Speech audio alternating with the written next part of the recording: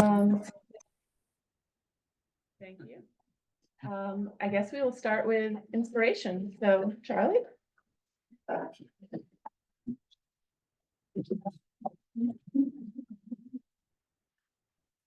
Now, Susan sent me an email and said, would you do the inspiration? And I wrote back, yes. And I immediately started thinking, what can I do for Rotary Minute? And this morning I went back and I said, now, did I read that right? And I went back and said, no, it was inspiration. And it's hard for me because I'm not a terribly inspirational person. And I am a part-time preacher. I come from a religious base, and I'm gonna tell you a story that comes from a religious book that I was reading.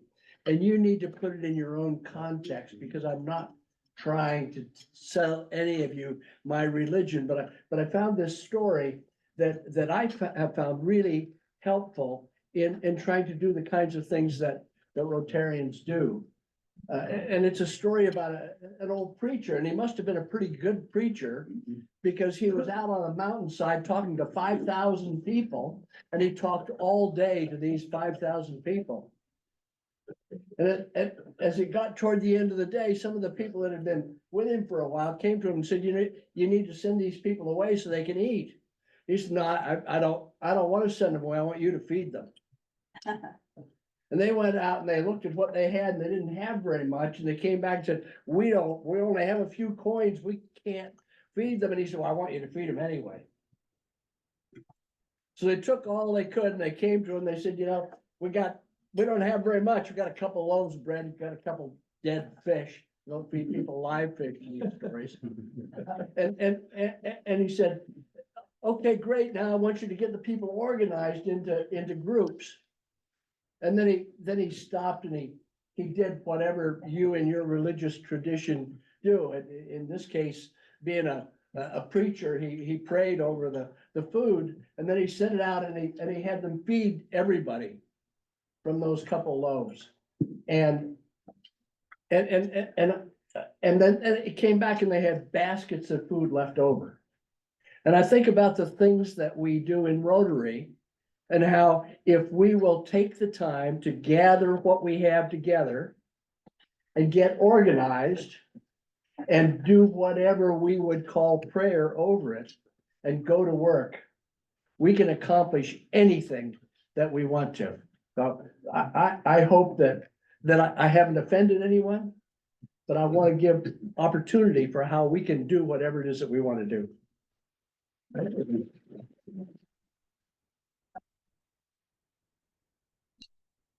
Thank you, Charlie. Very inspirational. And then Dan is going to do our Rotary Minute. Thank you for not doing the Rotary Minute, Charlie, because me doing the inspiration would not be good. Actually, I've been thinking about going back to work. I thought about maybe going to the business of hanging mirrors. That's something I could see myself doing. So I found something interesting in the Rotary magazine we all just got a few days ago about how Rotary is adapting and innovating. And last year, the board approved what's called regional adaptability. It's something I noticed when I traveled internationally. Some of the Rotary clubs have different formats. And so the board has actually encouraged clubs to address challenges in new ways. As Rotary develops and expands and goes into new areas, new cultures, new groups of people, becomes more diverse, they're encouraging clubs to think about new ways of doing things. And one of the quotes that you'll see in there when you read that article is, there's no single way to do Rotary.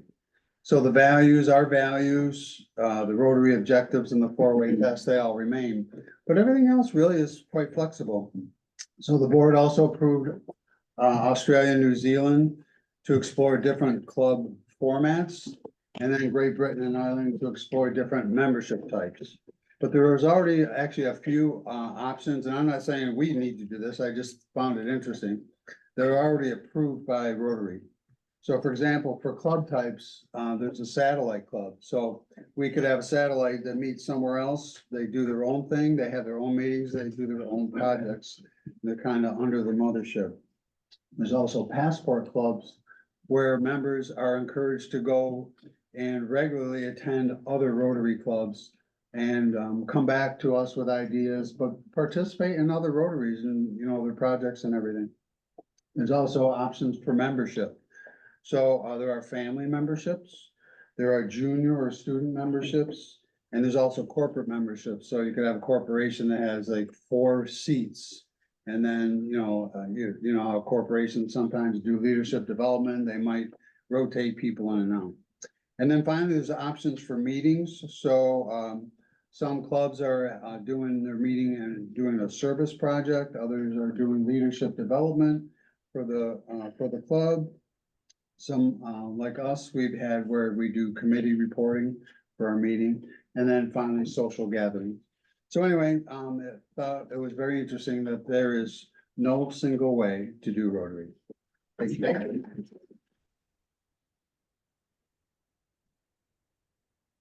Thanks, Dan. Another type of club that I learned about when I was at the PEPS training was an impact club.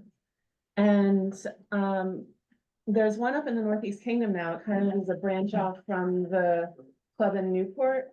And they just get together for social events and service projects. So that was really interesting. And I think the Heinsberg Shelburne Charlotte Club is trying to do one that's sort of attached to their club where so it can attract members that maybe can't make a regular weekly meeting, but want to have some impact on the community. So it's certainly a direction that I've thought of taking our club, because I have several friends that are parents and they would like to be involved. One of them actually came to our changeover dinner, my friend Christina. But there's no way she can make a 7:30 meeting every week. And it's kind of weird to be a member of a club when you can't make the meetings. But if we can arrange it some way so that people can still be a part of a club and come to our service projects, then that's fun. So I am happy to hear your thoughts on that. As I take over this year, I definitely want to hear what you think. I want to hear ideas, and I don't know. I think I haven't looked at the Rotary magazine this month yet, because I was just away. But the theme this year is the magic of Rotary, which kind of reminded, like Charlie's little inspiration reminded me of that. You know, we could do a lot of magic with our intentions and our ideas and our imaginations. So yeah, talk to me. I want to hear what you want to do, and new ideas of ways we can get more people involved that are in different walks of life. And all those different types of clubs that Dan mentioned are possibilities. So, all right, with that, I want to have Susan come up because she has some special things she's going to do.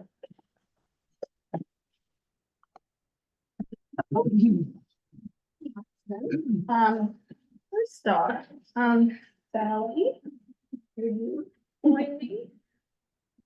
Uh-oh. Oh, thank you.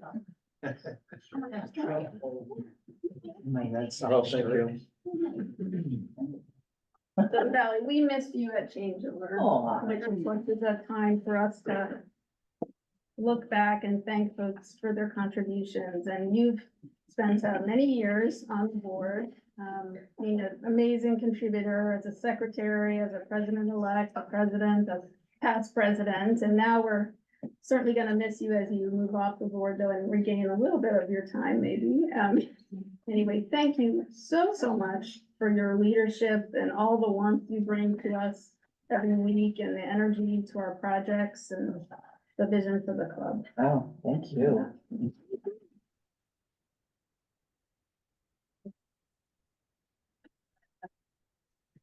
All right, next up, I invite.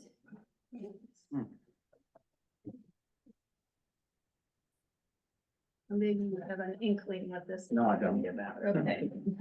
Well, we all know Vince contributes Yeah. in big ways, running the tech of our meetings, sending out the bulletin, chairing the grants and donations committee, and contributing to other committees in big ways, fundraising, PR, etc. And he's just been an enormous contributor this year and since he you joined, and we thank you for that. We also can acknowledge your contributions in another way, which is to Rotary International. And you have just earned your Paul Harris Fellowship.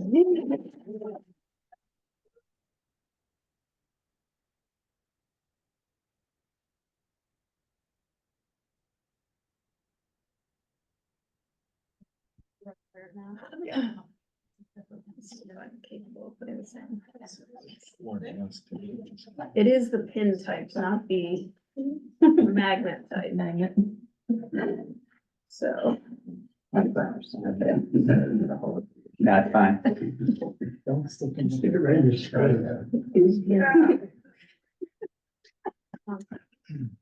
It is. Okay, I think it's on there. That's fine. All right.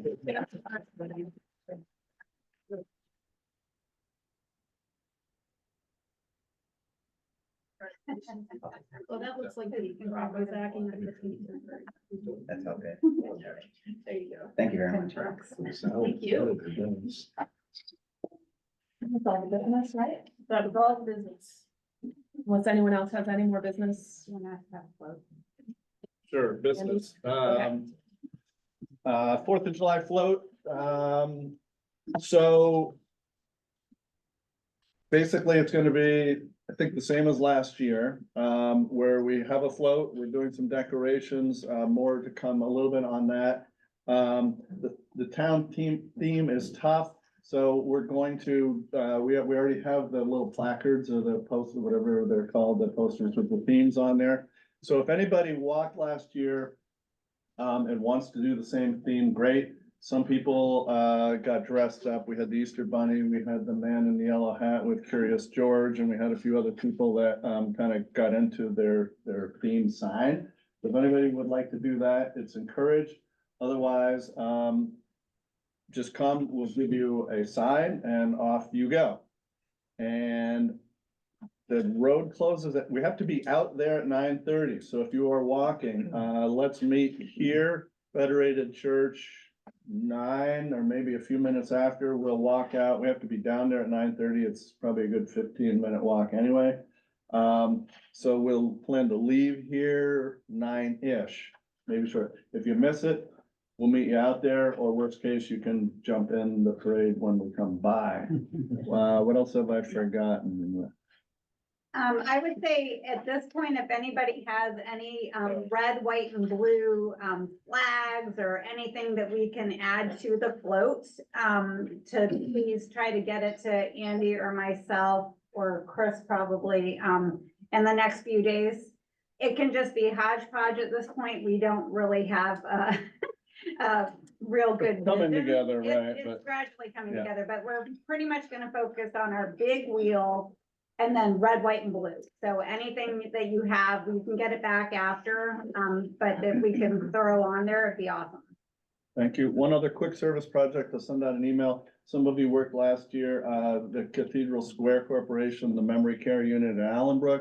They had sort of a decommissioning their garden project, and they have another one. It's probably gonna be 10 to 14 hours of people time. If you did that before, you kind of know what's a little bit involved. I'll send out an email, send me a sign up, and we'll get going on that in the next week or two. Probably a couple hours of your time, bring gloves, rake, and more info to come. Tearing out garden again. There what? Yeah, basically, it's a really hard area to mow. This isn't a beautiful garden right now, but it's restoring it to grass for their grounds crew. Thank you. Thank you. Excited for the parade. Yes. Jen? I have a question about something that came across, I believe from Susan, this great idea that we, for the month of June, our Rotary is gonna benefit from the buy a bag at Hanover. Just July. July, I mean, yeah, June would be very good. I don't know where time's gone lately. Anyhow, I think it's a great thing to do. I think all of us have too many bags. So I'm just wondering, and Sally can tell me if this is not helpful at all. If we wanted to buy bags, but didn't need to throw another bag in our car, can you use bags at the food shelf? Yes, So, yep, always. so we could do 2 charities at one time, Rotary. Great idea. That's a good idea. Good thinking. Very good. Okay. So I guess our speaker couldn't make it today, so we have a replacement speaker. So Chris is going to do her classification talk, so welcome. Yeah, I'm really sorry that Bob Rousseau from Sleep in Heavenly Peace couldn't be here. He had as was mentioned, I think in the communication that Susan sent out, he had a bit of a medical emergency and did try to see if somebody else from the organization at the last minute could come, but unfortunately, they were busy. I mean, this was within 24 hours. So Susan said, Susan and I talked, and I am up for a classification talk, so I have the time to do it. I've got a few props. I'm gonna send some of them around and then just allow you to think about why I'm bringing this football. Since I'm not a football fan. Well, I am sort of a football fan. Anyway, so Wilson football. So that'll come very late in my conversation. I'm gonna send a couple of things around and I'll be referring to them. Some of the projects that you'll see here. One is a magazine from Wilmington College where Dan and I worked, and the cover story is about a community garden. And I'll start here. You can just so you know what I'm talking about. The other is called Patriotic Pops, and this was something I was involved in at Ohio Northern University, and I'll make some comments about that. And last but not least, the Made in Ada Wilson Football Festival. Just so, and there's information about the festival on the back if you're curious. All right, I'll start with, I think we all apologize that we can't be as funny as Ted. I mean, that was such a wonderful, I'm not gonna make that far. But I wanted to start with basically some facts about myself. So I was born in Proctor, Vermont, interestingly enough. My grandparents lived right across the street from the Proctor Hospital. My mom and dad were down visiting, and I came early. I was born in July 24th, 1951, so I'll be 73 years old this year. My husband, who many of you met, is Dan DiBiasio. We have two children, Michael. Matthew's 40 and Michael's 36. Matt lives in Portland, Oregon with his wife, Devin. Matt is a speech pathologist and also an actor. He's actually doing summer Shakespeare in the park this summer. He loves Shakespeare and he's always acting when he's not doing his work of speech pathology. Devin is a professor, a full professor at Portland State University, and she teaches acting. Michael, our second son, it lives outside of Park City up a canyon. He's at about 8,000 feet high with his wife, Sarah, and their two kids, our grandchildren, Eddie 4 and Eleanor, who will be 2 today, or is 2 today. Michael's a teacher and an assistant dean of students at a private school in Salt Lake. And Sarah is a psychotherapist and she has her own practice in Park City and does very well. I grew up in Burlington.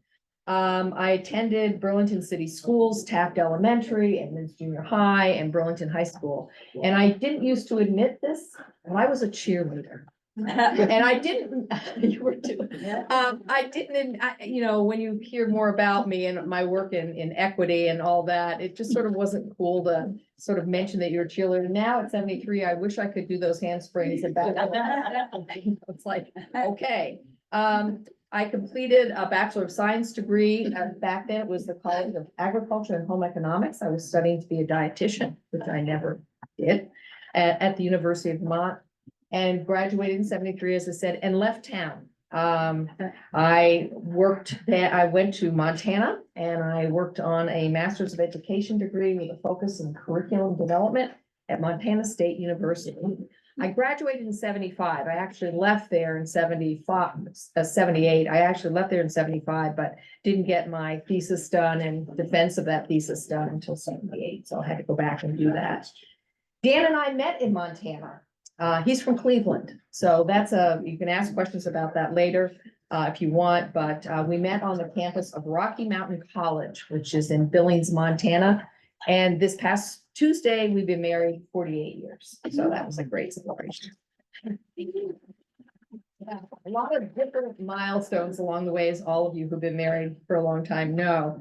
I've titled the focus of my talk and my work actually is equity, education, service, and civic engagement. So that's sort of what I've titled this, equity, education, civic, service, and civic engagement. I began my career in education, which has evolved from full-time work focused on promoting equity and equal educational opportunity into volunteer work in the broad field of education, service, and civic engagement. I spent the first 20 years of my career, 1975, again, not quite finished with my master's degree, still had that intense I had to do. The first 20 years of my career, 1975 to 1995, focused on equity and educational opportunity. Title IX, when I left Montana State to work, Title IX had just been signed into law. That happened in 1972, and the regulations were issued in 1975. I was finishing up my master's degree, and I applied for and got a job at Rocky Mountain College in Billings, Montana. Rocky is a church-related school. It's a very small liberal arts college, still is there. Rocky had just received a multi-year grant from HEW's, Health, Education, and Welfare back then, to help schools in Montana and Wyoming, and sometimes North and South Dakota, come into compliance with Title IX. I worked with teachers and school administrators, helping them open up opportunities for girls, and yes, for boys, in the classroom and athletics. And what I mean by that is boys obviously couldn't take anything in home economics. Girls couldn't take shop. Or want to cook.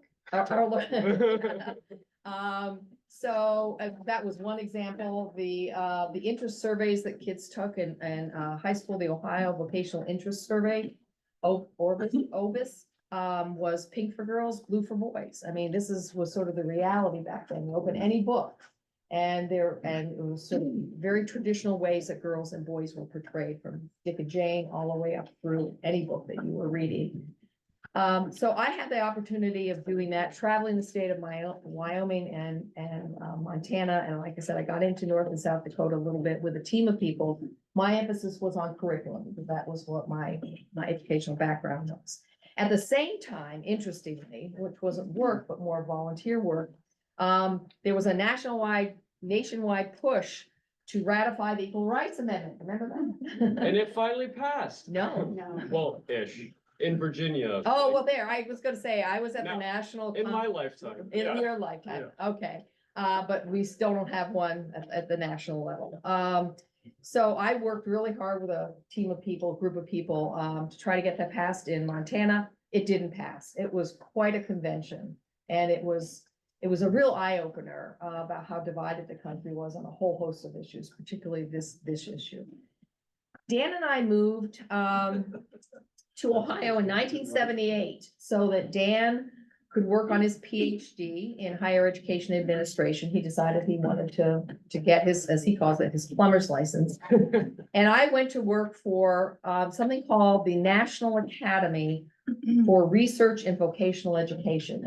All of this was part of Ohio State. And it was, I was moving from working kind of in a regional capacity to working in a national capacity for this National Academy, which basically went out and educated vocational educators and people in state departments of education. My work was still focused on Title IX, on equity, equal educational opportunity, but my audience, as I said, were primarily vocational educators, both at the local level and at the state level. I had a chance to do some wonderful travel. This was all before kids, so I didn't have to worry about children. And one of my stops was at a state convention in Anchorage, Alaska. And I can't remember the year. I tried to go back, but I was in a 6.9 earthquake. At that time, I was getting ready to give a major presentation. And I was on the 21st story of the Anchorage Hilton when it happened.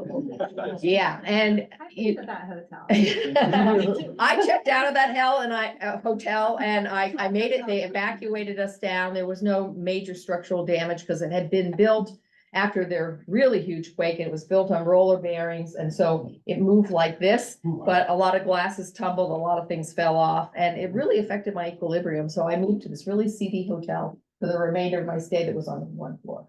That's probably more dangerous there.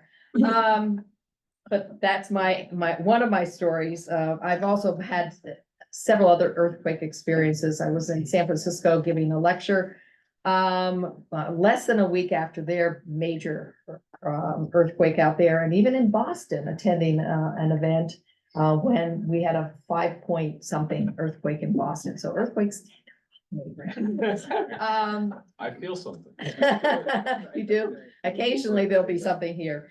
After Dan completed his PhD, we moved to Dover, New Hampshire. At that time, Matt was born. He was about a year old. That was in 1984. For the next 11 years, I worked for the University System of New Hampshire and the University of New Hampshire as their director of affirmative action.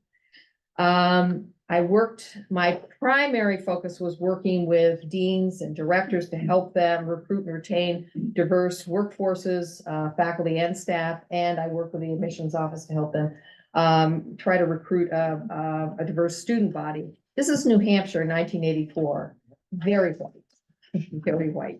I also was doing some Title IX work. At that point, Title IX was all about athletics. And it was all about, are you going to get rid of your football program? And, you had to maintain balance.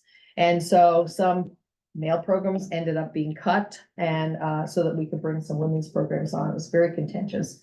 But probably the most interesting work I did there was work with some people to write the sexual harassment policy. And stand up in front of the academic senate and try to defend why we needed the sexual harassment policy, and then worked with the people in HR to hear sexual harassment complaints. I loved my work, and at that point I thought, I'm going to be a lawyer.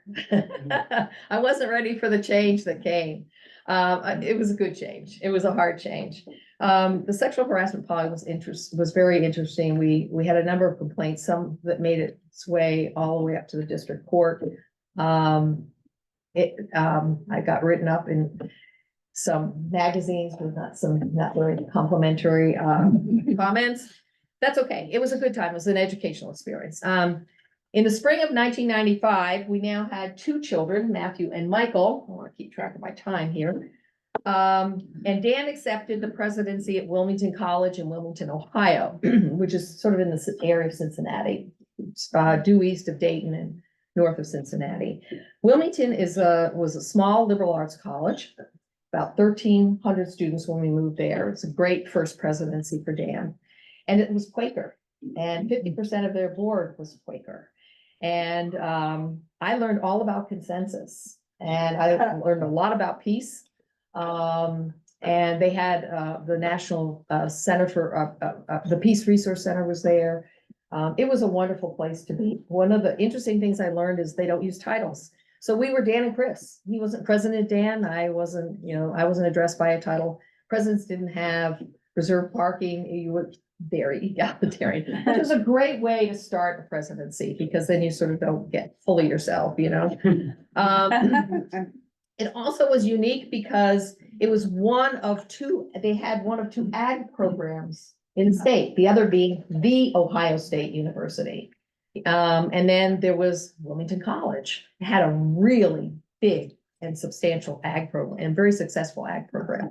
And you'll see by the stuff that's coming along that factors into some of the work that I did. With this move, my life circumstances changed dramatically. I had 2 children. I was now being called First Lady, which is a title I really didn't like, but that was my title. And I stopped working full-time to focus on our kids. It was not an easy move for the kids. They were going into 2nd grade. Michael was going to 2nd, Matt was going into 6th. And they now had they now lived a very public life. We had a beautiful home on the college campus. We had a lot of support, but we did a lot of entertaining. We were in the public. Everyone knew who we were and knew who the kids were. And it was not an easy adjustment for them. So I chose to stop working and focus on them. Let me just do this.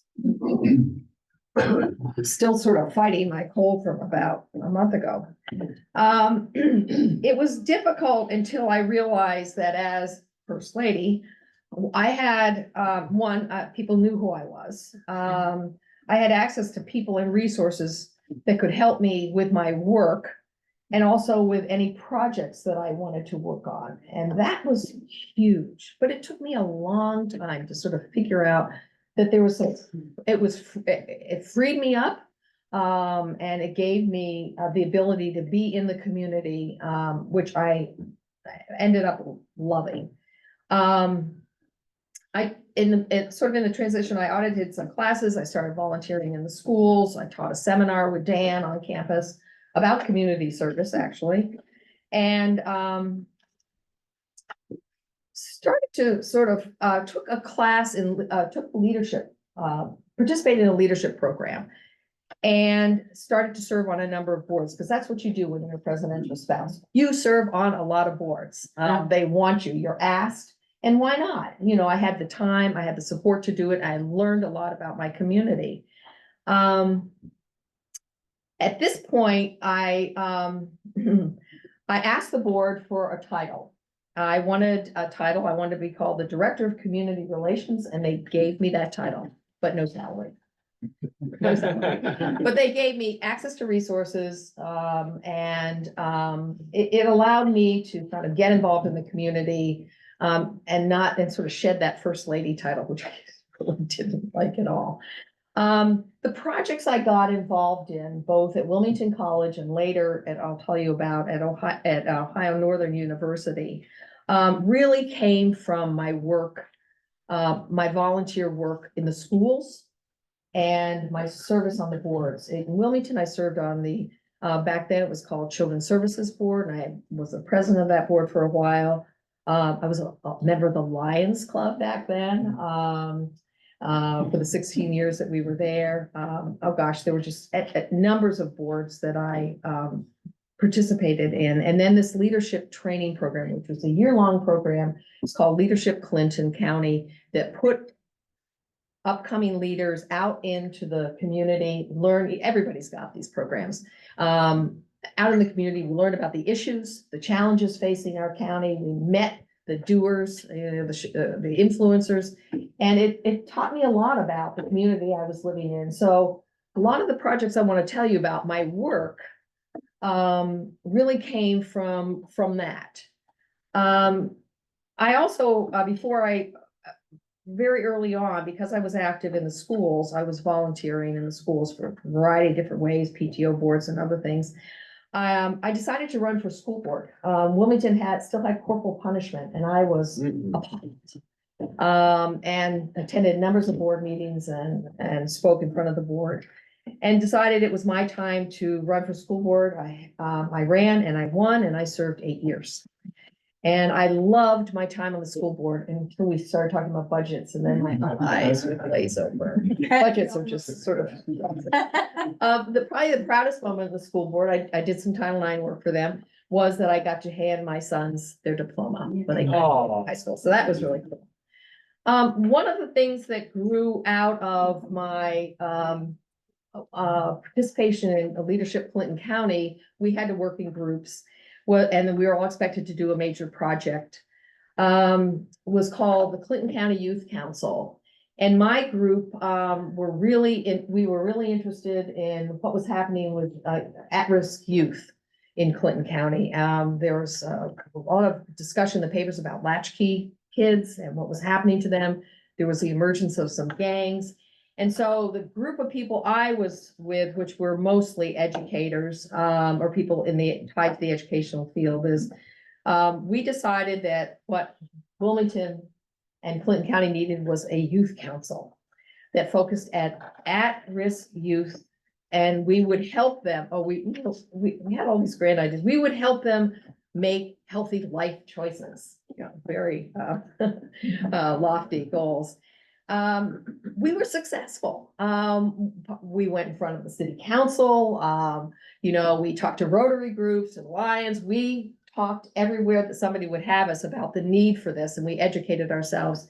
And we started with the YMCA, and we had teen nights on Friday nights, and that was exciting. And then finally, the seniors moved out of their old senior center to a new facility, and we took over the old senior center, which was near the bike path and a kind of a park area, and it's still going on today. So that was quite a legacy. I meant much of the work that I did in Wilmington, I was working with women. I just loved my work with women. And one of the other projects that came out of a meeting at a local coffee shop where someone was saying, how come all the men get recognized for their good works? Why aren't the women getting recognized in our community?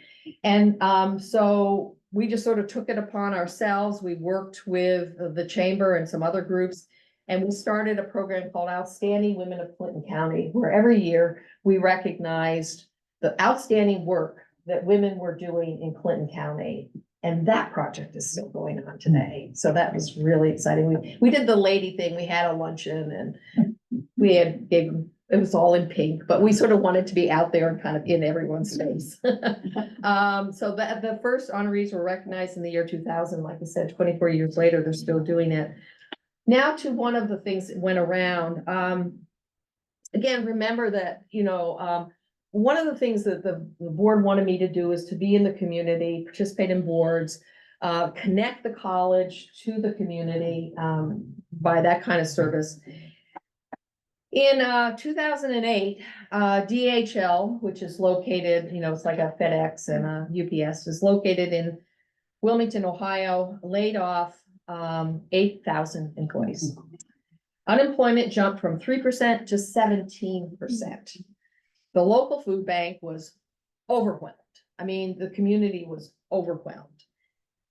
And one of the ag professors, actually the chair of the department, came to me and he said, Chris, we've got land and we've got an ag program. And the two of us applied for a Vista grant. And we, the first summer we started these community gardens. I sort of jumped ahead of myself. We had 9 vistas and we started a community garden initiative to teach families how to grow their own food. And that is a cover story in the on the magazine that came around. We had 20 raised beds. It was so successful. This is one time I'm just going to brag about myself. It was so successful, it attracted national attention. I was invited by the Today Show to travel to New York. I was taped. I was interviewed by Peter Alexander and the program made national news. That was really cool. It's so scary. It was really neat. By 2011, Dan and I were empty nesters. We moved to Ada, Ohio, a town of about 3,000 people. For another presidency at Ohio Northern. We went from a school that had about 1,300 to a school that had about 3,500. It's a comprehensive Methodist school, had 5 colleges, College of Law, Pharmacy, Engineering, Business, and Liberal Arts. I had to think about that. One of the things that I helped get started there was the Affinity Gardens. It was a big space on campus.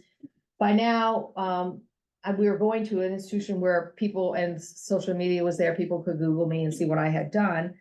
And several faculty members were interested in the work that I had done with the community gardens in Wilmington, which we call Grow Food, Grow Hope, and approached me about starting a garden at ONU. And we got permission from the university. Of course, I knew somebody in a high spot.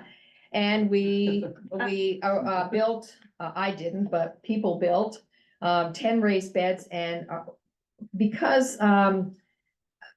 just the situation, we didn't involve families at that time, but we raised with groups of people on campus food for the local food bank. And when I left, at that point, we had donated over 1,000 pounds of produce to the local food bank. So it was fun because I got my hands dirty. I was out there weeding and pulling stuff and digging up potatoes and all of that. The other thing that went around had to do with patriotic pops. As I said, one of the things you do a lot of as a presidential spouse is you serve on boards, lots and lots of boards. One of the boards I served on was the Lima Symphony board. We lived about 20 minutes outside of Lima, Ohio. And this 4th of July program called Patriotic Pops grew out of an interest that the Lima Symphony Board had for expanding their regional footprint. It's a regional orchestra, well supported, but they really wanted to be out in the region. And I suggested to Dan that we host them for a 4th of July concert. He agreed, and he said, But I need you to raise the money to cover that cost. We wanted it to be a free event. It cost $20,000. I knew people, the right people who helped do the bulk of the fundraising. We raised $20,000 in a couple of weeks. The idea of something on a college campus, you can see the pictures we had over, that's 1 year. We had about 1,000 more people come with their lawn chairs and they listened to the orchestra and they brought their picnics and they snuck in their wine and their beer. And we just sort of looked the other way. We held the first Patriotic Pops concert in 2016. It's still continuing. There's a funny story associated with that. While I was on the Lima Symphony Board, I was on a hiring committee for a new conductor. We hired a gentleman by the name of Andrew Crust, who still is the conductor for the Lima Symphony, but he also got hired to be the Vermont Symphony Orchestra conductor. So Andrew Crust is now here in Vermont, they've got a series for the 4th of July coming up. I'm guessing because he's conducting, the music's gonna be the same in Ada as it is here, but that was kind of neat. I like the last project I want to end with is the Made in Ada Wilson Football Festival. I was active, I wasn't a member of, but I was active in the local chamber. And Ada, Ohio is known for their festivals. They really get into festivals and they attract tons of people to their festivals. They have the Harvest and Herb Festival in the fall. They have the Mary on Main Festival in the winter. And after hearing reports about these festivals, I asked after the meeting, I asked somebody, probably the president, have you ever thought about doing a festival about the Wilson football? Because the Wilson football is made in Ada, Ohio.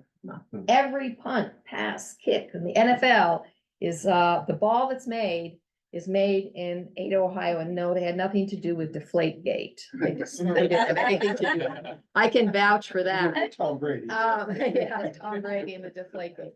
And so we started doing it. We thought, wouldn't it be fun to do it at right before the Super Bowl? So the first 2 festivals we had were in February and people came and we had a big ball drop. We built this 12-foot football and we dropped it on a crane because, because we thought that would be a cool thing to do. We had an engineer who had a shop and he was interested in doing it. So the football festival is still going on. But 2 years after trying to do it in the winter, we moved it to August and we called it a kickoff to the football season. A lot more sane.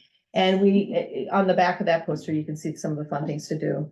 Sort of in conclusion, I've spent my time. I love getting involved with projects at the ground level. I think you can tell that. I like working on projects, community projects. I really like going from an idea to the actual project itself. I'm still passionate about equity issues. Just less involved in those kind of things. I'm really proud of the work that I did with equity. It's fun to look back at Title IX celebrations and say, or watch Caitlin Clark, my God. And just say, we have really come a long way, or pick up a textbook in a classroom and see the diversity that's there. And very sad to see all this stuff that's going on about banning books and whatever. I really enjoyed being part of the community. As I said, I was a bit depressed when we moved to Wilmington. I wanted to pursue a degree, get my law degree. But it turned out to be the best thing that ever happened. It freed me up to do some wonderful things. It helped me get the colleges that I represented fully engaged in the community, because presidents don't have that kind of time. They just don't have that kind. They're dealing with a crisis on campus and the budget and all this other stuff. But it allowed me to kind of find myself, which was really neat, and to have an impact and to give back to the communities that I lived in. So that's my classification talk. I'm happy to answer any questions about how weird it is to be a first lady to whatever. Howard. I heard you talk about some of your work with affirmative action. Yeah. And I don't know all the details of what's going on, but it seems there's some dismantling of. Yeah. I was just. At the college, the way I did for affirmative action was we always thought of race and gender as a plus factor. we never hired people or recruited students just because they were female or Black or, Native American or anything like that. They were challenging times, but there are a lot of people that didn't do affirmative action well. And those are the things that I think got the national attention and why those are not programs, or they're programs by other names on college campuses. I have to confess, I haven't followed it closely with what's going on, but yeah, it's sort of hard to see, but yet I've seen the benefit of the programs like affirmative action, and schools are still actively recruiting faculty and staff who are diverse and students who come from diverse backgrounds. So that hasn't gone away. It's just not called affirmative action any longer. Well, when you were saying that, and by the way, you just basically like told everywhere that I traveled. Oh, Like, wow. Yeah, because like so how I got to Vermont, in case anybody forgot who I was. Hi, I'm Doug, I'm back. I knew you would spend time in Florida for a while. Yeah, well, born Rockford, Illinois. My grandpa Doug Hall Jr. Was the son of the Lieutenant Chief of Police back in the day. Mhm. And then he slipped on the ice, is the story we heard. And then that's what caused him to limp. So he had to retire from the force. That brought my whole family down to South Florida. And then from there, the first chipmunk I ever met was in Wyoming. The first, and that was on the way here to Vermont from Sacramento, California, which is exactly 2,983 miles that way. First time I saw the desert. But I went through Billings. I had to get the tires changed because it was my first ever pop tire as I drove into Billings, Montana. Wow.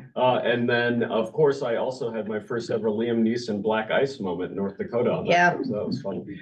The first place outside of Florida I ever lived as a thinking person who wasn't a baby was, my travel nurse ex was at Wentworth Douglas. Oh, Great name, Yeah, Douglas. Yeah, yeah. and so we were living in Manchester Chester, and Rochester. And yeah. That's really So, neat. yeah, but the question I was gonna ask, sorry. Oh. Was, when you said they did affirmative action badly, what do you mean? Oh, I really, that's a hard one to answer. I'm sorry about that. Sorry for asking the hard. Yeah, I mean, if you look at some of those court cases, it's sort of how they did it. They were more mandates. I've always believed that everything's about the process that you take. So, I thought we did it well. We didn't have any problems implementing our affirmative action policies. We didn't have any resistance. The culture of college campuses are different. Every college campus is a little bit different. I honestly, that's just an opinion, but I can't really back it up with facts. Another one, when you worked on the ERA, Montana was like the first state that had like a woman. Yes, Jeanette Rankin, and our task force was called the Jeanette Rankin So Task Force. How did they go from that to? Oh, gosh. Probably Again, a too long for story. now. We can talk later. Just a couple more questions. Go I ahead. was just gonna say thank you. It was very nice having you present to us. Thank you. We lived in Dover, New Hampshire at the same Oh, time in neat. 1984. Yeah, we lived right on Stark Avenue. That was our first house in Dover. It was So, but busy. thank you. It was Yeah. nice Hey, Dan? Likewise, I just want to say, I feel the town and the club and our church are very lucky to have somebody with all your experience and enthusiasm and ideas. And also, thank you. I always thought it was Lima, Ohio, not Lima. Lima. Yeah, Lima's.